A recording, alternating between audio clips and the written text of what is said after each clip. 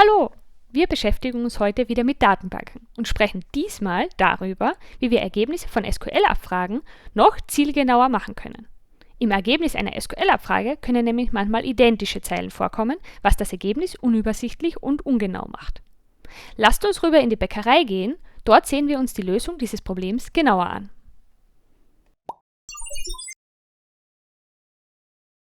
Es gibt SQL-Abfragen, bei denen wir bereits vor der Ausführung wissen, dass im Ergebnis Zeilen mehrfach vorkommen können. In bestimmten Fällen wollen wir das jedoch nicht. So sollen zum Beispiel bei einer Ortsabfrage die unterschiedlichen Orte nur je einmal angezeigt werden. Wie können wir diese Duplikate herausfiltern? Dazu gibt es das Schlüsselwort distinct und das schauen wir uns jetzt genauer an.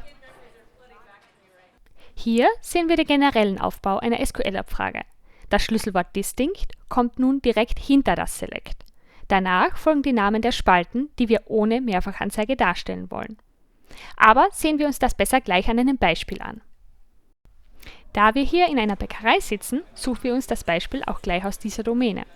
Nehmen wir an, die Bäckerei hat ein Gewinnspiel veranstaltet und die Daten zu allen TeilnehmerInnen können wir in Gewinnspiel Teilnahme nachsehen.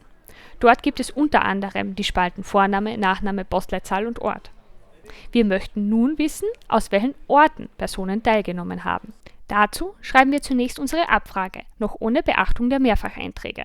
Das heißt, select Ort, weil wir alle Orte haben möchten. Und zwar von den GewinnspielteilnehmerInnen, also from Gewinnspielteilnehmer. Mit dieser Abfrage erhalten wir nun fast das gewünschte Ergebnis. Es kommen hier jedoch eben noch Orte mehrfach vor, wie beispielsweise Klagenfurt oder Wien. Da wir diese doppelten Resultate nicht haben möchten, fügen wir der Abfrage das Schlüsselwort distinct hinzu. Und schon erhalten wir eine redundanzfreie Auflistung aller Orte.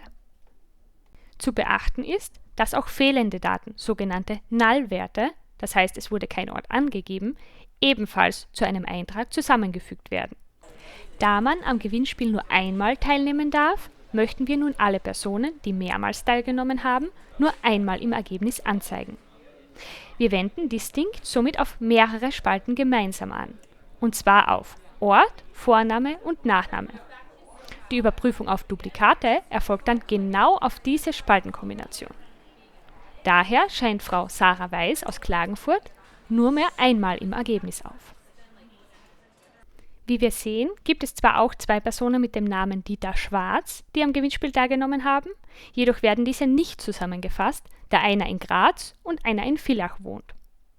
Auch die unterschiedlichen Teilnehmenden aus Wien scheinen weiter in der Ergebnisliste auf. Zusammengefasst wird nämlich nur, wenn alle angegebenen Spalten die gleichen Werte besitzen. Wir haben nun eine redundanzfreie Ergebnistabelle ermittelt. Sie enthält also keine Duplikate. Das war auch schon alles für diesmal.